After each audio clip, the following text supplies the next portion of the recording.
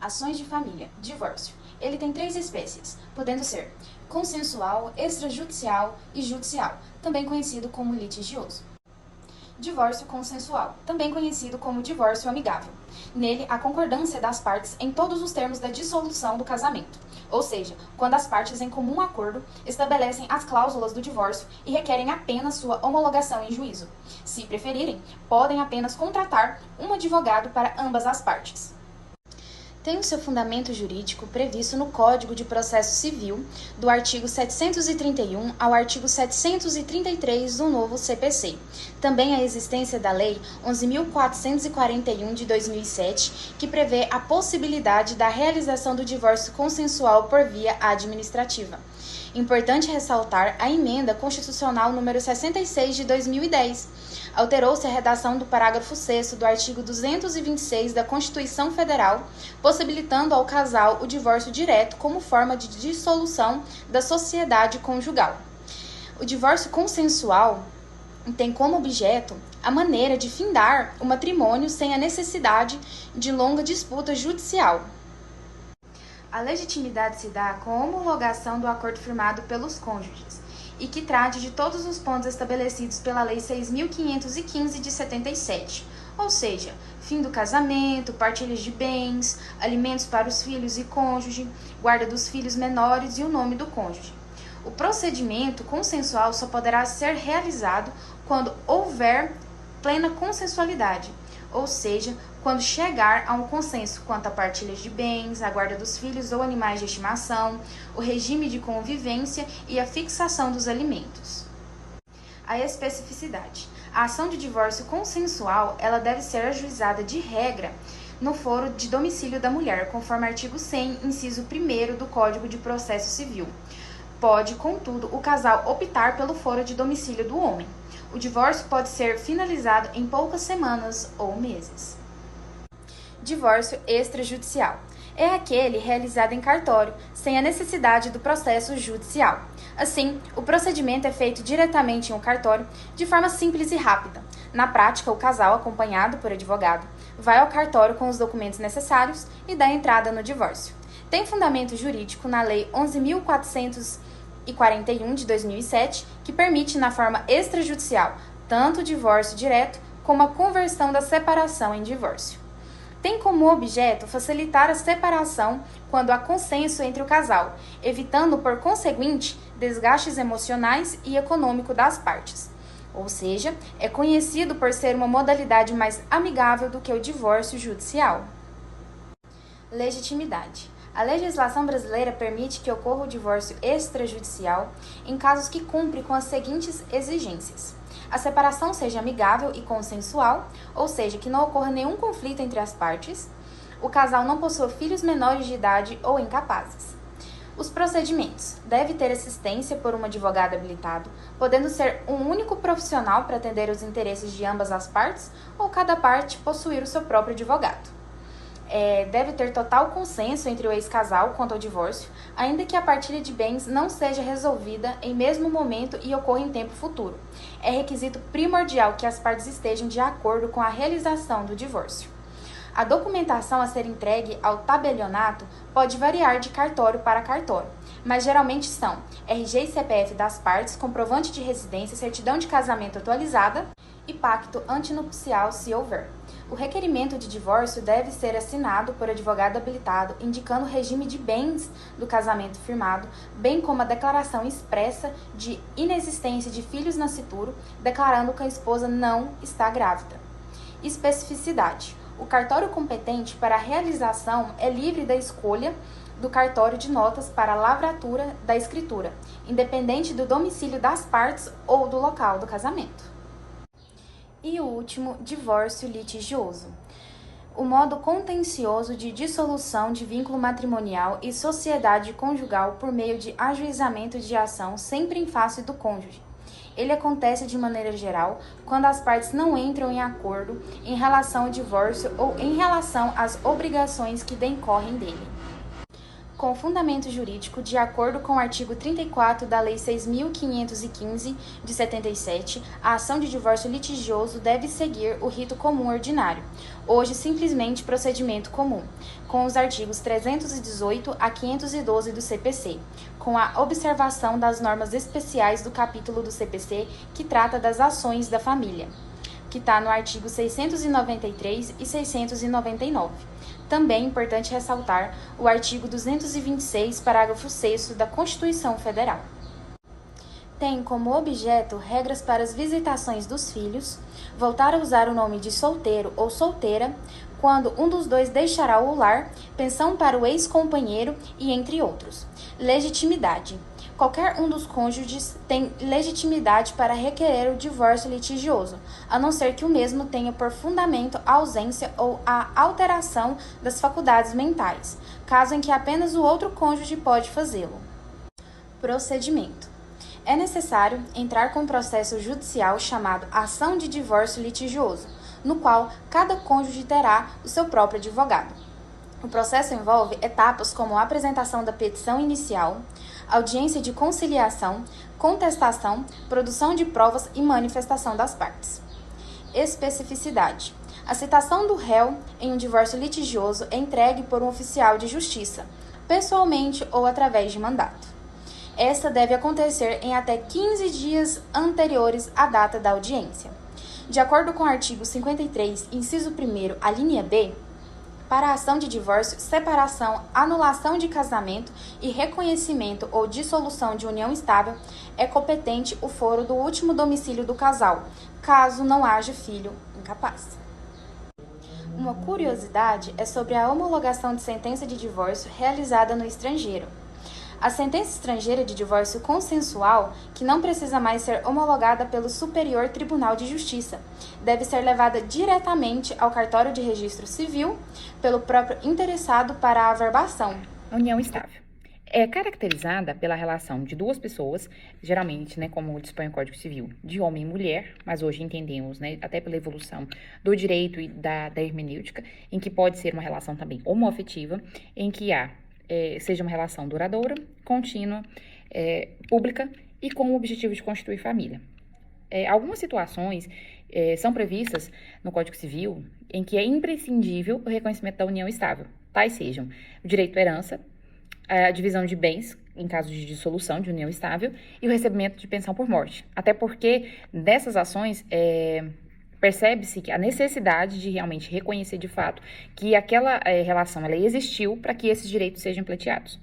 O Código Civil de 2002, no artigo 1723, ele elenca os 4 requisitos para que seja reconhecida a união estável, tais quais já foram elencados aqui no conceito de união estável, mas eu reforço para vocês porque eles são essenciais para que haja a configuração desta. Que seja uma relação duradoura, que seja uma relação contínua, que seja pública, até porque pela questão de provar, que as pessoas vejam que aquela relação realmente existe e que tenha o objetivo de constituir família, em que ambos os conviventes vivam, mesmo que não debaixo do mesmo teto, mas que eles vivam uma relação com intenção de ficarem juntos, para o resto da vida. O procedimento para reconhecimento de união estável, ele é mais célere e menos burocrático do que o próprio casamento. Até porque ele se trata de um instituto fático-social e ele independe do direito, para que ele realmente aconteça, Pode-se acontecer toda a união estável e depois apenas o reconhecimento dela. Não há que se primeiro constituir um casamento, como nós já vimos as ações, como é que o procedimento para configurar casamento e para depois que seja reconhecido.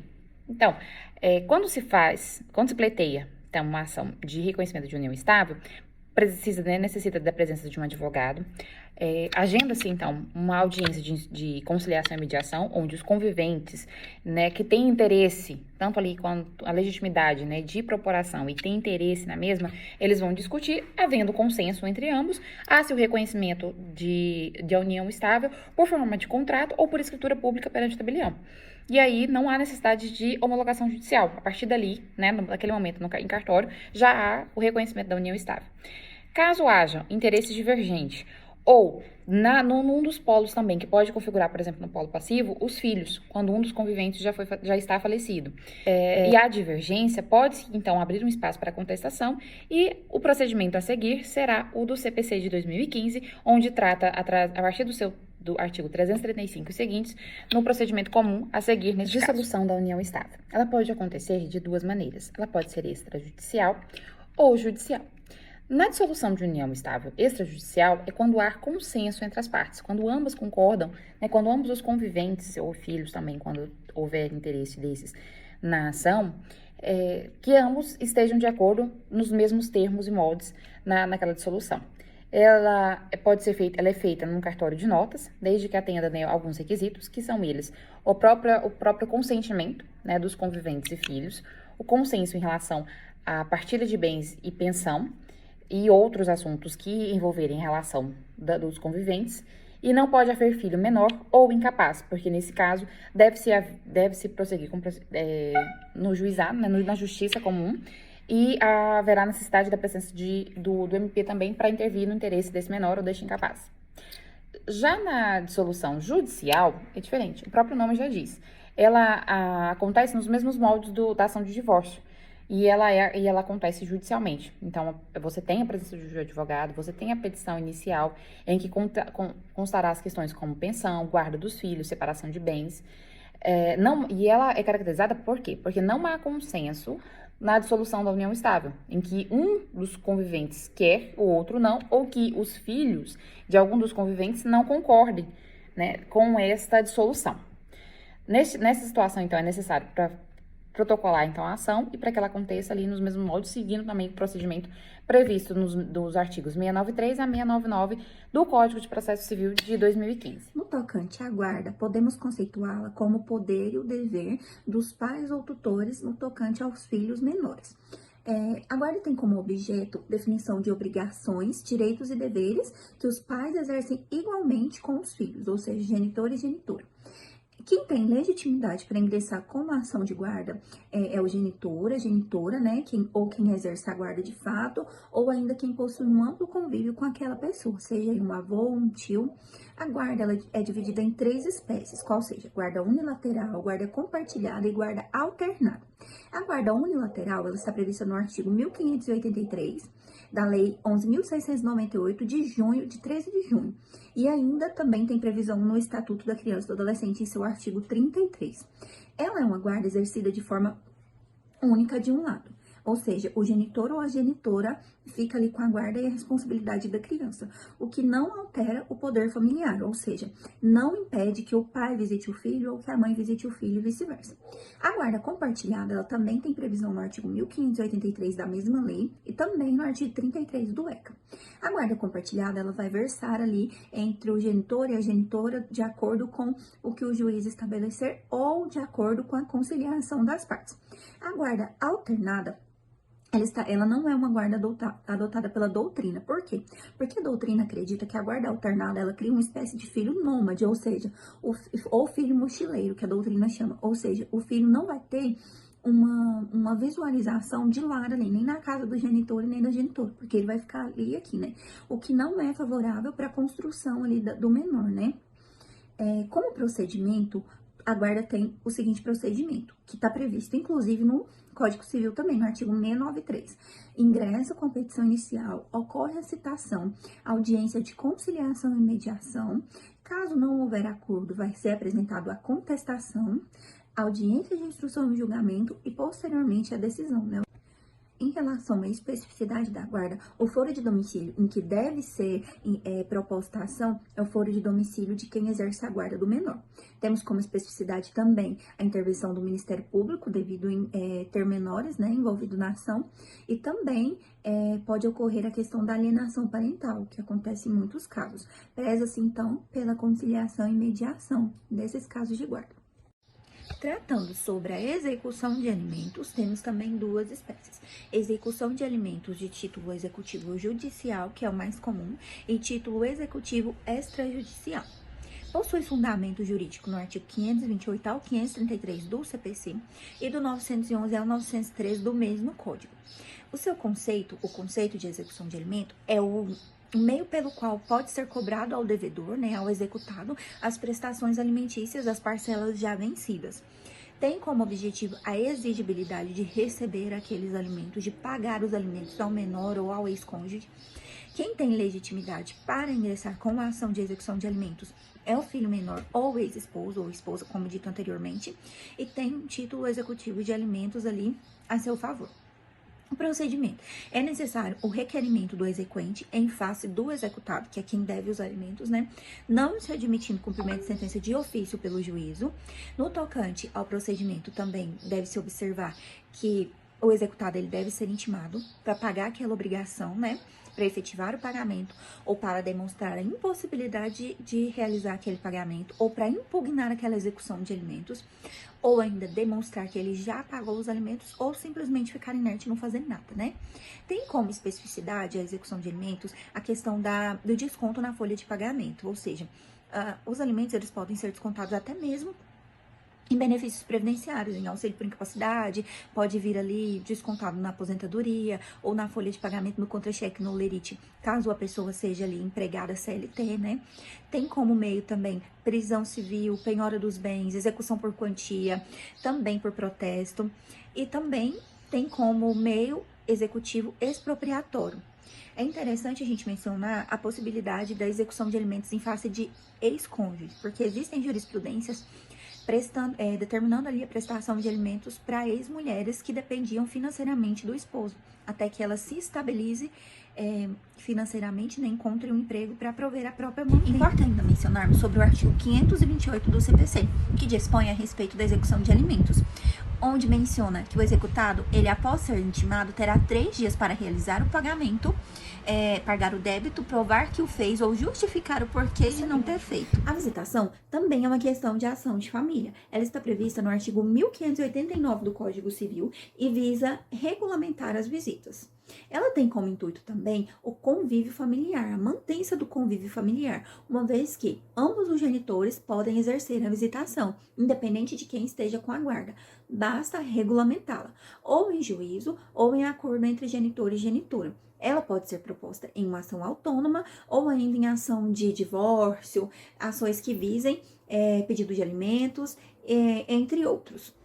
Filiação é a relação de parentesco consanguíneo, em primeiro grau ou em linha reta, que liga uma pessoa àquelas que o geraram ou a receberam como se estivessem gerado. Possuindo 3 espécies, sendo elas a adotiva, a presumida ou a natural. Tem o seu fundamento jurídico previsto nos artigos 1596 ao 1617 do Código Civil de 2002. Também artigos 693 ao 699 do Código de Processo Civil de 2015 e artigo 27 do ECA. Tem como objeto a ligação de uma pessoa a outra a partir do reconhecimento da parentalidade da mesma, ou seja, a ligação do filho com os seus pais ou equiparados. Legitimidade. A legitimidade será do filho que pretende ver reconhecida a mesma e deverá ser ajuizada a ação do suposto pai ou seus herdeiros, se for o caso. Em se tratando de ação negativa de paternidade, a mesma deverá ser ajuizada pelo suposto pai contra o filho. Procedimento investigação de paternidade. Petição inicial, artigo 319 do Código de Processo Civil de 2015. Adotar-se o procedimento constante nos artigos 693 a 699 para ação de investigação de paternidade e para negatória de paternidade. Prova da filiação. O juízo analisará o deferimento de tutela provisória cabível. Quando cabível, audiência de conciliação e mediação. Citação 15 dias na pessoa do réu. Havendo conciliação, homologação judicial. Não havendo conciliação, contestação, reconvenção. Possibilidade de autocomposição. Sentença. Procedimento negatório de paternidade. Imprescritível, personalíssima e direitos indisponíveis. Especificidade. O foro competente para o ajuizamento da ação de investigação de paternidade, não sendo cumulada com alimentos, é de domicílio da parte ré, conforme regra geral do artigo 46 do Código de Processo Civil.